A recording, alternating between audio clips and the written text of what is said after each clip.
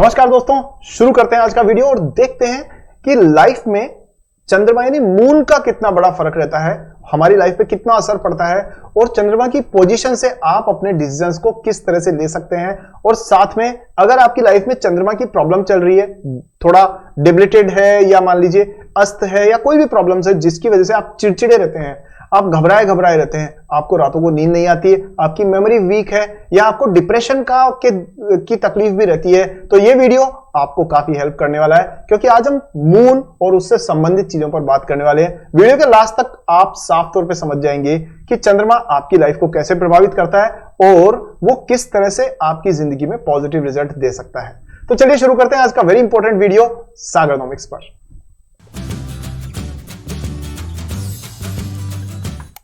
तो देखिए, सबसे पहली बात यह है कि आगे बढ़ने से पहले दोस्तों सब्सक्राइब बटन दबाने का इससे बढ़िया कोई मुहूर्त नहीं मिलेगा, तो अभी सब्सक्राइब करिए और लाइक बटन दबाने का और शेयर के लिए भी कोई मुहूर्त इससे बढ़िया नहीं हो सकता। शुभ मुहूर्त है, अभी लाइक कीजिए, वीडियो को शेयर करके अपने दोस्तों के साथ पहुंचाइए और सब्सक्राइब करिए। शुरू करते हैं आज के इस वीडियो की डिटेल्स में बातचीत। तो चंद्रमा क्या है? पहली बात यह है कि आपको मेरी बात क्यों सुननी चाहिए इसके बारे में भी मैं आपको बता देता हूं थोड़ा सा, ताकि आप मेरी बात को थोड़ा सीरियसली लें और उसके बाद में आप समझें। अगर आप गूगल पे जाकर के सर्च करेंगे एस्ट्रोसेज सागर शर्मा, तो आप पाएंगे कि वहां लिखा हुआ है इंडियाज बेस्ट एस्ट्रोलॉजर। और ये काम मैंने नहीं किया, ये इन लोगों ने, जो इंडिया की सबसे बड़ी वेबसाइट है, इन्होंने करके दिया है। और ये तब जबकि मैं जाता भी नहीं हूं इन पर, ये है।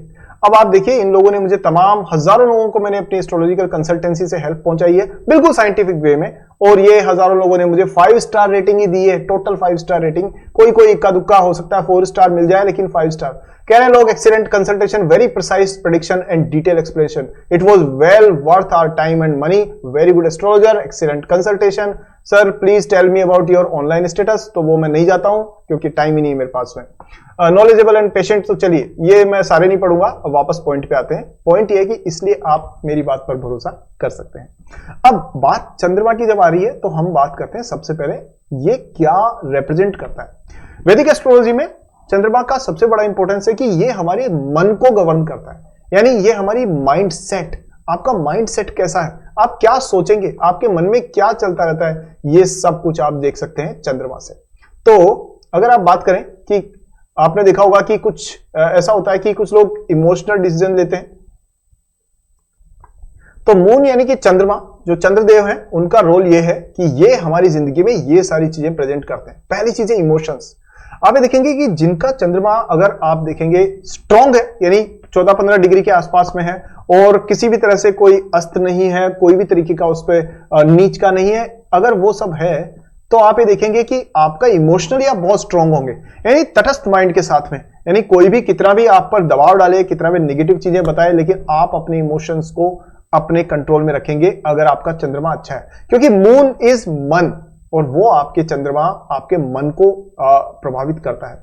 दूसरी चीज है कि चंद्रमा आपकी मदर को भी रिप्रेजेंट करता है। तो मां जो है वो, क्योंकि मां जो है वो केयरिंग होती है, तो चंद्रमा जो है वो केयरिंग है, यानी आपकी लाइफ में जो भी केयर से संबंधित जो चीज है, जो नर्चरिंग से संबंधित चीज है, वो सब कुछ आपका मून डिसाइड करता है।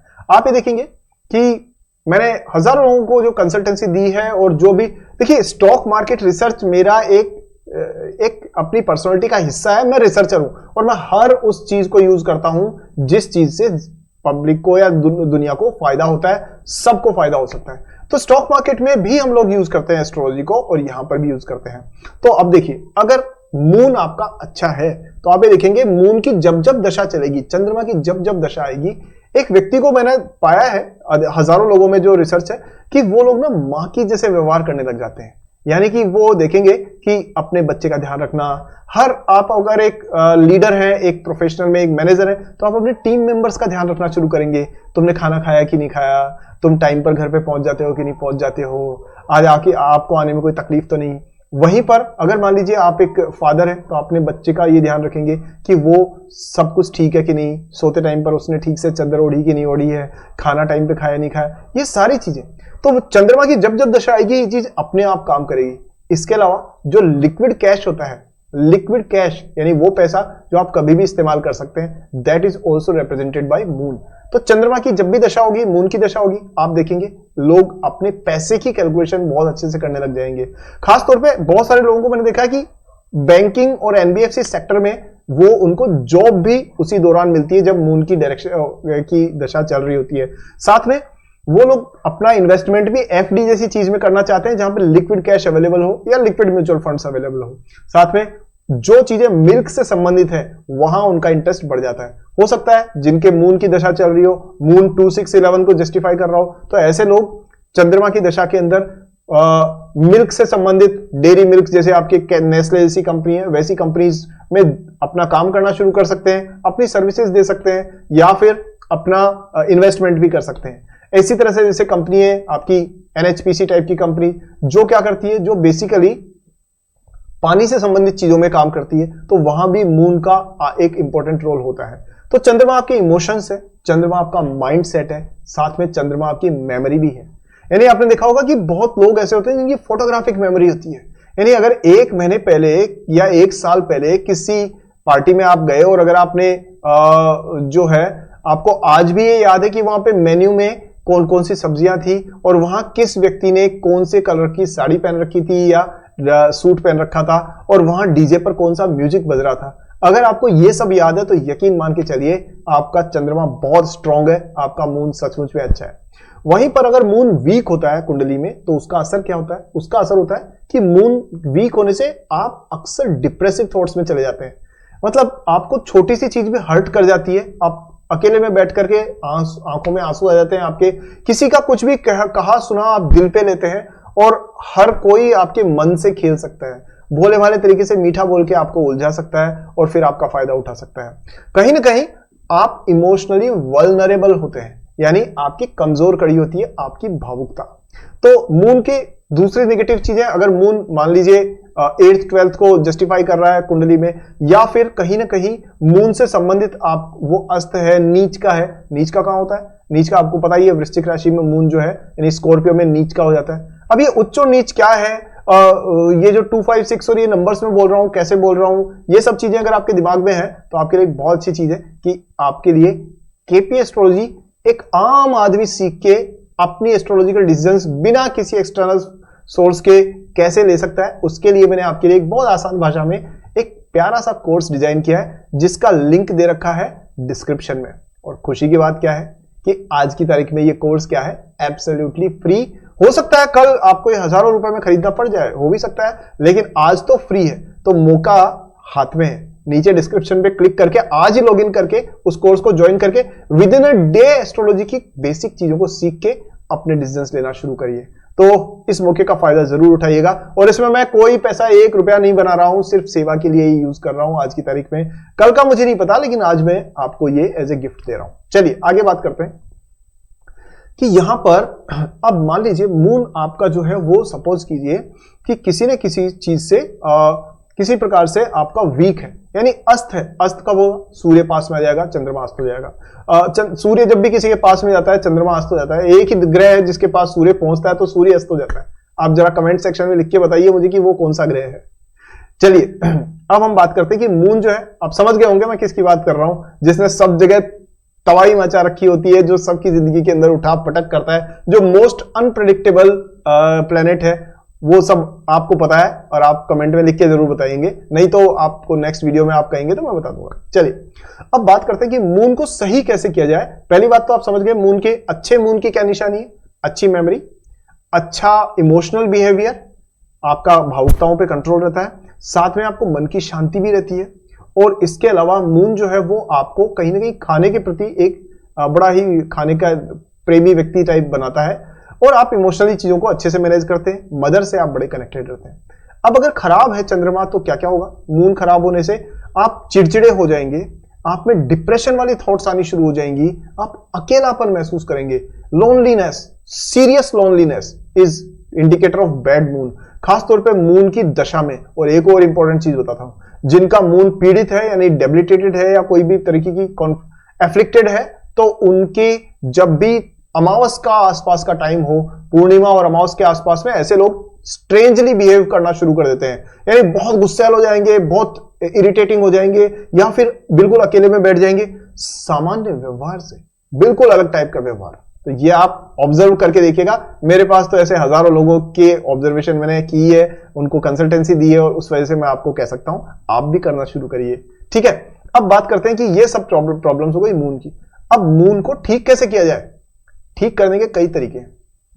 पहला, जब भी मून की दशा एक्टिवेट होगी तभी वो अपना रिजल्ट दिखाएगा। बर्थ चार्ट में अगर मून बहुत ही खराब है तो वो जिंदगी भर रिजल्ट दिखाएगा, लेकिन अगर थोड़ा बहुत खराब है तो वो आपका जब इसके एक्टिव होगा दशा में तभी असर दिखाएगा। क्या करना है? सबसे पहले पानी वेस्ट करना बंद करिए, बिल्कुल वाटर 100% कंजर्व करिए। आप एक बूंद बहाएंगे, मून आपको 3 दिन रुलाएगा। ये अंधविश्वास नहीं है, ये रिसर्च है, ये साइंस है जो मैंने लोगों से को कंसल्टेंसी दे दे करके अपने लिए तैयार की है।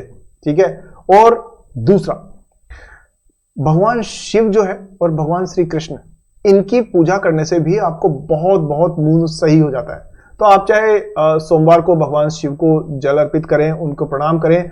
ओम त्र्यंबकम यजामहे सुगंधिम पुष्टिवर्धनम उर्वारुकमिव बंधनान् मृत्युर्मुक्षीमामृतम्, इसका इस्तेमाल करें। महामृत्युंजय मंत्र को आप पढ़ें, आपको बहुत मून सही हो जाएगा।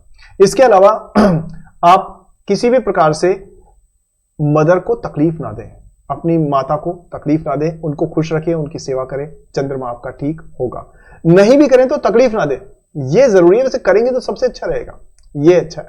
ठीक है, इसके अलावा आपको खाने के प्रति बहुत ध्यान रखना है, लिक्विड चीजों का सेवन ज्यादा करना है, यानी कि खाने में लिक्विड आइटम्स को बढ़ा दीजिए जब भी मून की दशा एक्टिव होती है। अगर कोई मेडिकल कंडीशन नहीं है तो आपको लिक्विड कंडीशन बढ़ाने से भी मन की शांति बढ़ेगी और साथ में आपका अच्छा टाइम भी मतलब सही रहेगा।